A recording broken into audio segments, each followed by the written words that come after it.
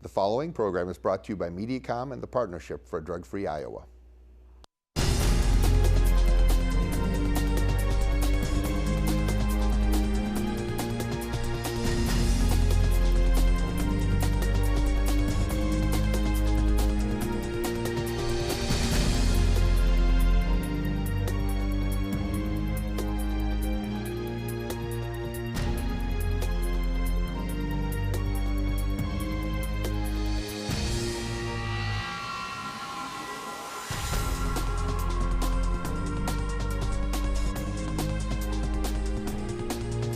Welcome to Drugs and Children's Secrets for Parents. I'm Peter Komendowski, and today we're going to talk about underage drinking. We have special guests from the Iowa Legislature, a young Iowa teen that's going to tell us her story, and Jennifer Hoosman, a primary advocate of social hosting laws and efforts to reduce underage drinking in Iowa. Jennifer, welcome to the show. Yeah, thank you. Tell us a little bit about yourself and what started you on this path. I started working with the Area Substance Abuse Council in Jones County back in about 9 years ago, when our school, actually our county, received a grant to reduce underage drinking. We had some really high rates of binge drinking at that time. It was more than half of our kids were reporting binge drinking for our 11th grade, and that was way higher than the state rate. So our schools took the lead at the time. Anamosa District was the lead, and we wrote a federal grant that we received and started working on many different comprehensive ways of working to reduce underage drinking. But one part that started out that was different was working on a community effort that really focused on reducing access to alcohol for youth and really what we call environmental strategies, changing the culture, the norms, etc., related to underage drinking. Great information. You mentioned access to alcohol by youth. How do you define that landscape to give a parent an understanding of what access means? Well, we all know, like, even when you're dealing with dieting, for instance, and you have the chocolate or the things that are most tempting for you right easy and handy, right there at your desk or right there in your cupboard. It's so much harder to kind of make the right choices. And so the same thing is true with all of us, as far as with kids. If alcohol is really handy, really accessible and available, or underage drinking is primarily what's happening in their culture, then it's going to be easier to, imbibe in that. So, where do you find children get this alcohol? Actually, a lot of people will think, blaming parents and things, but the main source probably comes from those near peers, those who are 21 who are purchasing, maybe they're handing down to the 18, 19, handing down to the 15, 16 and younger. First access place often is in a young child's home, when maybe they're getting to spend some time at home alone now, and there's some alcohol in their parents' home, that type of thing. And that's maybe the first place, but often when they're a little older, it is from older friends, near peers, basically, we say, those who are of age to buy. In fact, in the last 2012 Iowa Youth Survey, the kids reported that 26% of them, the highest number, said they received at a party. 18% said they ask another older person to buy it for them. Only 9% said they got it from a parent. I've heard some statistics. I believe in 2008, Iowans consumed a rather large amount of beer, something like 79 million gallons of beer. And the number that I heard was that over 21% of that was consumed by underage drinkers. That's true. That's a big, big number. Now, for a lot of parents that would sit here, like I may, and say, well, my children don't do this. What are the real numbers behind alcohol use by Iowa youth? Well, thankfully, it's gone down some, but it's still way too high. 26% of our kids are self-reporting that they are drinking regularly, at least once a month. 26%? 26%, so more than 1 in 4, and this is of 11th grade high schoolers, and then actually more like 1 in 5, 19% are reporting binge drinkings, which is 5 or more drinks in a sitting, is the definition on the Iowa Youth Survey, and that's once or more a month. So, like I said, 26% drinking regularly, 19% of them, binge drinking. And what ages are we seeing this at? This is the 11th grade Iowa Youth Survey right there, which is kind of a middle of the high school that survey's taken in the fall every year. So that's one of the main high school data sources we have.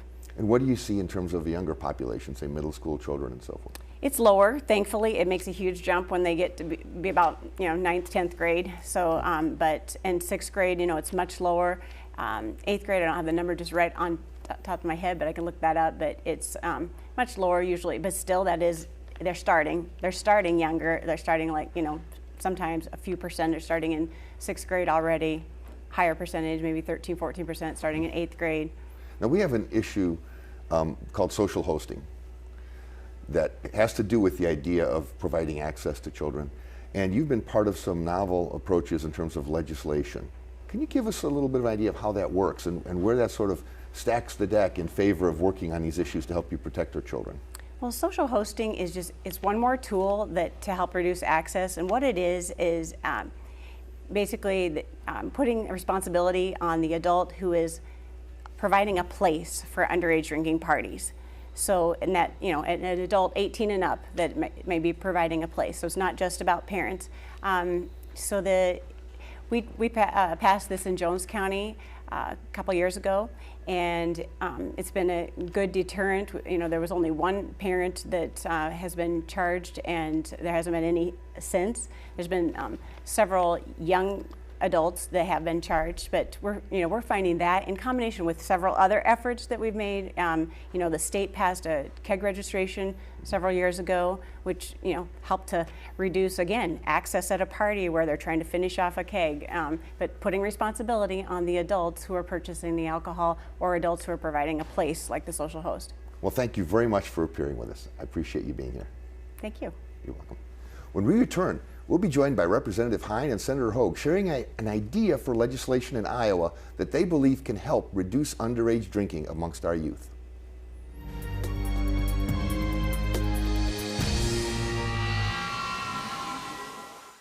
Many teenagers don't understand the dangers and effects of marijuana use. Now it's time for Just the Facts, ma'am. An IQ is a score determined from standardized tests to determine intelligence. An IQ of 100 puts the average person in the 50th percentile of intelligence. Regular marijuana use during teenage years can cause a long-term 8-point drop in IQ. A loss of 8 IQ points drops them to the 29th percentile. For more information, go to drugfreeiowa.org. You wouldn't walk through the halls of your school naked. Yet without thinking, many teens sext explicit photos of themselves to friends using cell phones, never thinking it'll go further. But once you hit send, you're exposed. You're out there in cyberspace for everyone to see. Sexting, it's dumb, it's dangerous, and it's against the law.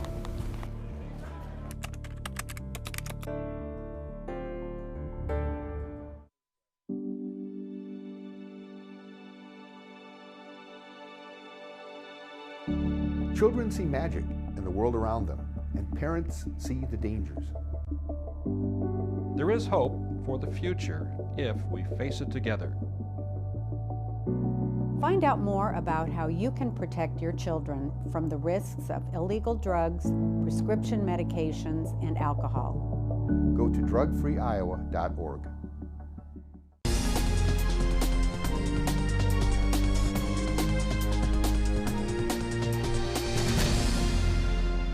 Welcome back to Drugs and Children, Secrets for Parents. We have with us Representative Lee Hine and Senator Rob Hogue, representing what I see as a nonpartisan effort to solve a problem called social hosting, an important access point for alcohol to Iowa youth. Lee, welcome.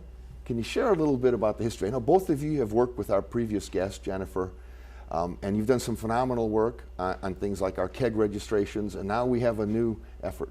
Tell us a little bit about what's going on with social hosting. A couple years ago, whenever I got elected, I was a good friend with Jennifer and had past experiences with her, and we decided that we were going to try to run this statewide bill called the Social Host Bill. I think there's roughly about a third of the counties and cities in the state of Iowa have some sort of a social host bill, which puts the blame or ability for law enforcement to find the person that is providing the property or the place for underage drinking. And I think it's a good thing that we try to get it to be a statewide thing so that it's a tool for all of law enforcement and people that want to curb underage drinking. Rob, share with us a little bit about how what it takes to make something like this happen. It seems like a no-brainer. Like it just should happen in minutes flat, yet it takes a little bit more work than that. Well, Peter, what you need is for people to speak up, and I agree with Lee. I think it is an important step forward in our laws to put the responsibility for providing a place for underage drinking to happen. I think that would be a step forward in our laws and help combat this problem. And so we need people to speak up. But Peter, remember the other thing about this is laws can help, but they don't solve the problem. And so what we really need is for parents and communities to come together and say, you know what, this is a problem. Underage drinking leads to a lot of problems. We have over 4,000 inmates in our correctional system who have alcohol problems. We have 25,000 people a year in this state who still have to get alcohol treatment. And we've made a lot of progress on it, but we still have over 60 people being killed on our highways every year because of alcohol-related problems. So, you know, I know there are people out there who think, well, drinking's just fun, and what's the harm of having my teenagers drink? Well, there are some real problems here, and so we need to address that problem. This legislation would enable us to put the responsibility for that on the person who provides the space for drinking, and I support it. It's another tool that we can use as we try to continue to make progress on this problem. Now, Lee, where do you hear most of the voices coming from your constituents? Are these parents talking to you on this legislation? Are these social service coalitions? Where do you hear the strongest? It's a wide variety. I mean, there's law enforcement people have talked to me, Jennifer and her group. There's different groups throughout the state that are talking, and some parents are very concerned. So it's not just one particular group. So it's safe to say it's a pretty prominent issue in both of your constituents. Yeah.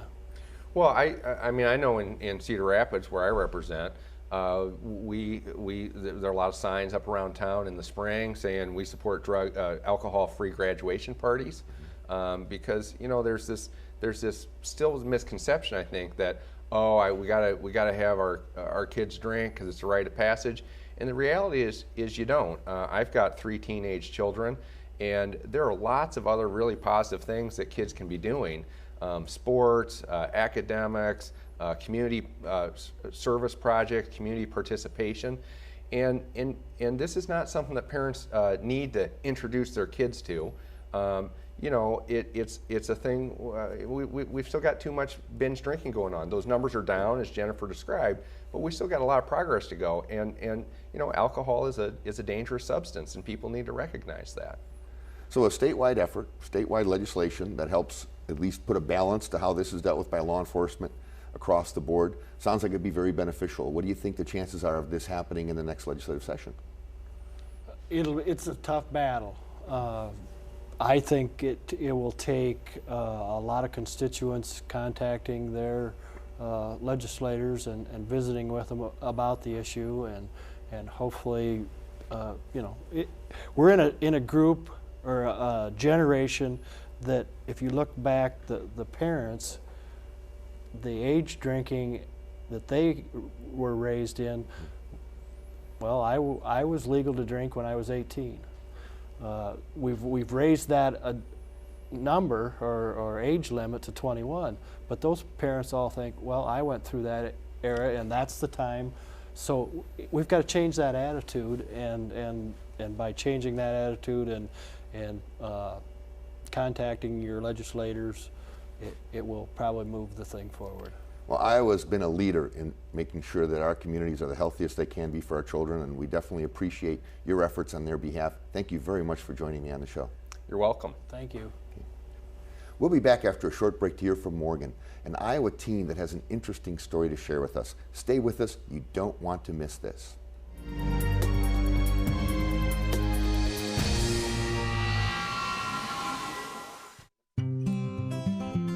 NFC, AFC, offensive linemen, defensive tackles, quarterbacks, and cornerbacks are all living united to ensure the academic success of millions of kids in our communities all the way to graduation day.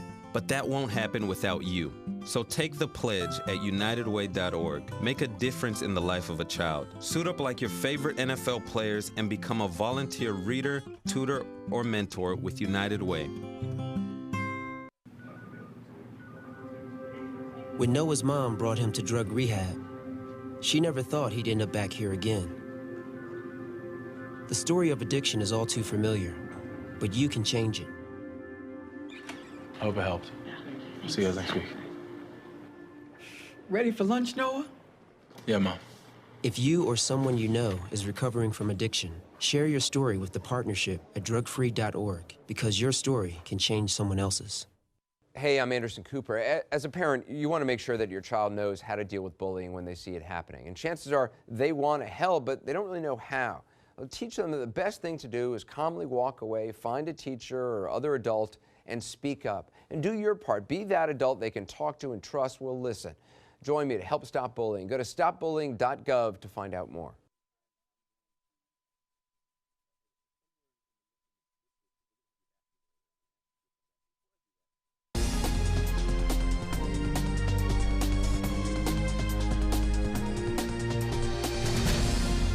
We are here with Morgan, a 17-year-old Iowa teen, a recovering alcoholic. A story that I think you need to listen to, because this can happen to any child if you're not vigilant. Morgan, welcome. Hi.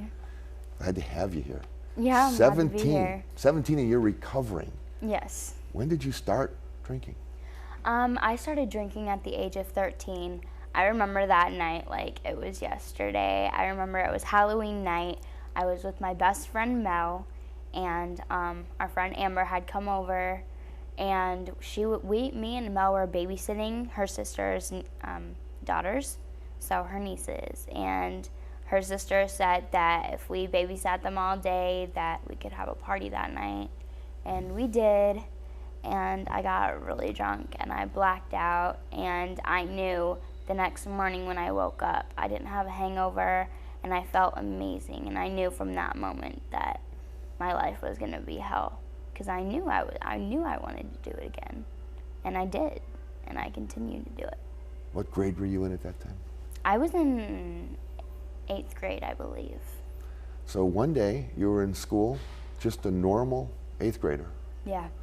And the next day, your entire life changed. Yes, completely. I have been actively drinking and using drugs as well for 4 years now. And you've recently been through a program where you're actually in recovery now? Yes, I am now a recovering alcoholic addict. And you feel good about that? Yes, very good. Now let's go back to those early years. What was it like being in school and dealing with other children? What were the influences like? Were there a lot of other kids doing this too? There are a lot of kids that do it. You would actually be very surprised about the kids that don't. I personally, when I was actively using and drinking as well, I just thought, oh, everybody does it, you know, and that's what I would tell my parents, but not everybody does. And the influence that they had on me, like, I started to go to an alternative school. I couldn't be around them. They aggravated me. I would get so mad so easy. I couldn't focus in school. My grades were dropping. I didn't like being around people anymore. Now, who aggravated you? Was it the students, the teachers? Everybody. Everybody. Everybody and anybody. So it also represented a little bit of antisocial behavior on your part. Yes, I became very isolated. Where were your parents throughout all this?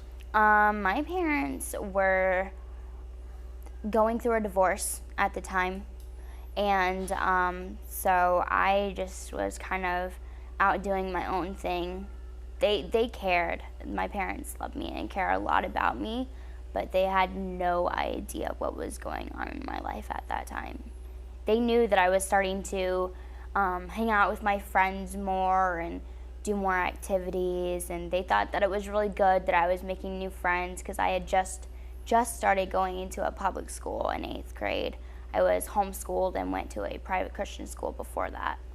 So they were really excited that I was making new friends and hanging out with them and stuff. So they really had no idea. Yeah, this is one of a parent's deepest fears, because most parents go, oh, those aren't my kids. My kids don't do that stuff. Right. And yet we hear stats like 26% of kids in the 11th grade are drinking. Right. So you actually just lived in a world totally separate from the world your parents visualized for you. I put on a front, a really big front. But you could tell the whole time they cared. Right. Now, how did you end up grappling with the problem? When did that first intervention come? What event happened? I'm not really sure, honestly. I don't know. What put you on the road to recovery? What put me on the road to recovery?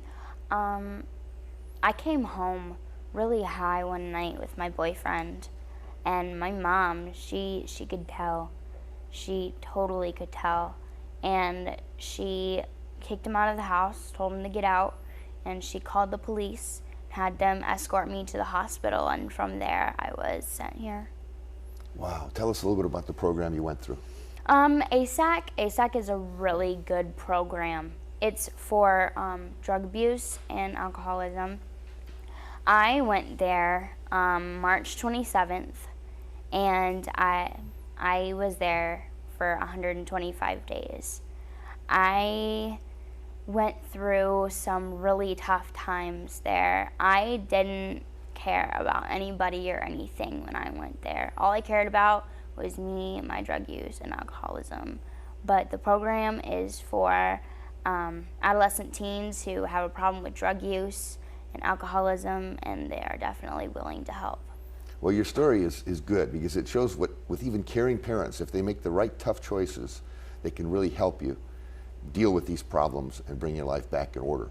Now, I noticed your counselor, Amy, is out in the audience. Yes, she is. Hey, would you like to come back in a later segment, come right back after a break, and share some secrets for parents on how they can deal with these issues with their children? And maybe we'll bring Amy up too. Is that fair? Absolutely. Great. Thanks for having you, and we'll see you in a few minutes. Okay. After the break, rejoin us with Amy and Morgan, and they're going to share some secrets that you as parents need to know about underage drinking.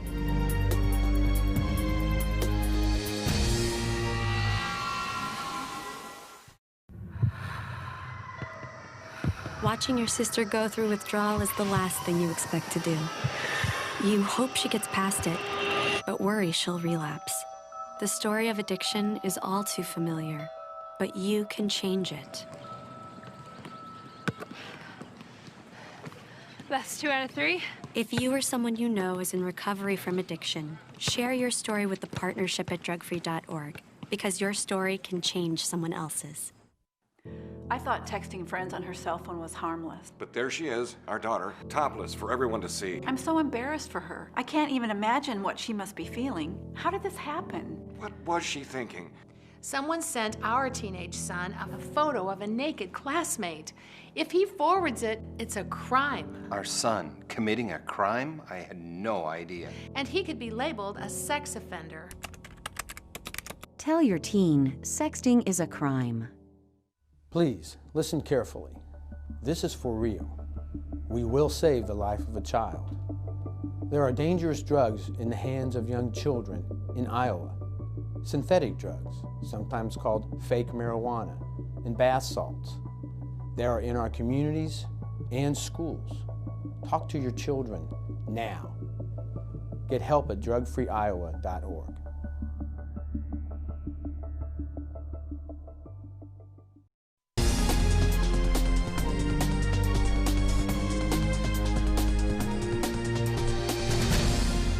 Welcome back with Morgan and the treatment counselor, Amy, that's worked with her for the last 125 days, leading up to today being her graduation from the program.